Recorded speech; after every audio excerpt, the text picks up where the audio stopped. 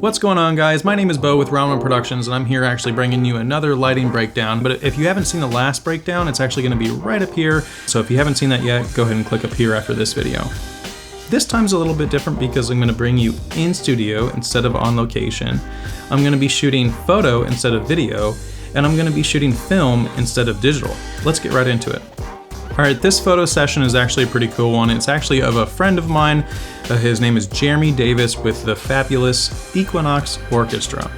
I had an idea to photograph him, kind of inspired by Dan Winters. If you don't know who Dan Winters is, you should know who he is. He will also be linked below. He's one of my favorite photographers.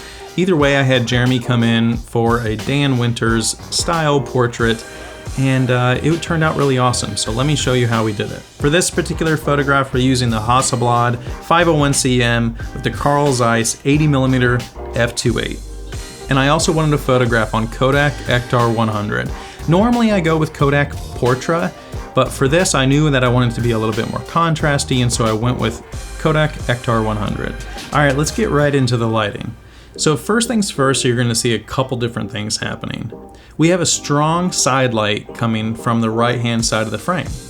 This is happening from a Profoto B1 light off to the right-hand side. We have this light flagged off so that we only hit a very small portion of the subject, not the background, not even his hands. This light is only meant to carve him out from the backdrop. As I said, the light is flagged off like crazy. So the light is over here, and it has two black flags on either side of it. And it's only hitting him.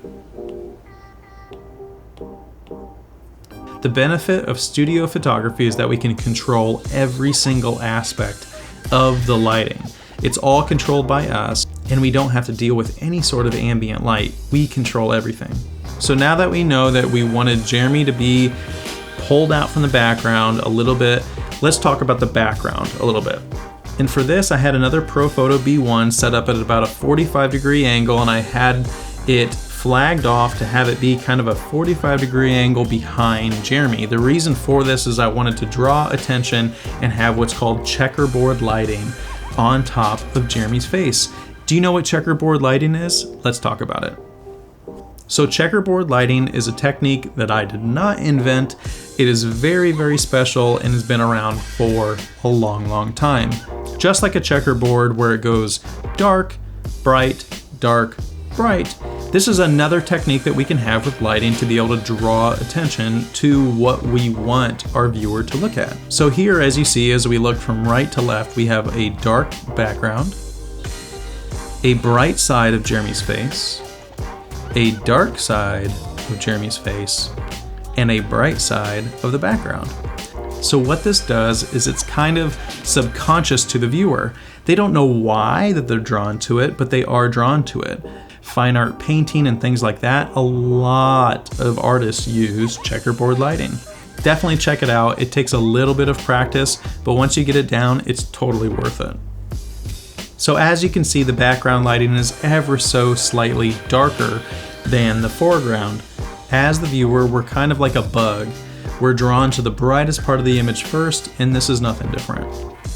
You can see that background light behind him in two different spots. Obviously that angle that I'm talking about here, just right over his shoulder, and then a tiny little sliver that I let in at the top right, just to be able to draw a little bit of attention down toward the main subject without there being too much lost in the upper right-hand portion. So some of the more advanced photographers watching this might be saying, okay, Bo, I get you. I see the key light and I see the background light, but why is this side of his face so lit up? Now those same people might already know what's coming, but I'm gonna explain it. So for this particular shot, I actually had a ring flash around the camera. Some of you probably know about ring flash as being a single source, really harsh light. And if I'm totally honest, I hate that look. But if you use ring flash properly, in my opinion, you can use that as a fill light and it turns out awesome. You just have to use it a little bit with taste, obviously. But I think it looks really awesome, and it gives you a look differently than what you're used to a ring flash being able to provide. So let me show you what that looks like. So this whole part of him here, on his face and his hands and his arms, that's all ring flash. You can even see a little bit of the ring flash around this background here, and you can see a shadow all the way around him here. I think it's a really cool look. It gives you an on-axis fill without any directional light, but being able to push light into the subject and to be able to define them a little bit more in such a harshly lit environment. Last but not least, on this side of him here, I had a big piece of negative fill. And this was just to be able to stop any light that was coming from the key light or the background light or the ring flash, just to be able to make sure that I was controlling every single piece of it. That negative fill was really close to him, just out of frame.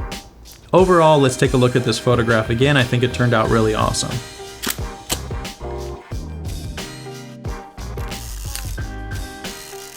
Alright guys, that pretty much does it for this one. I tried to keep it short and sweet. If you do have any questions though, feel free to comment below and I'll answer all your questions. If you're not already subscribed, please subscribe, it does help out a lot.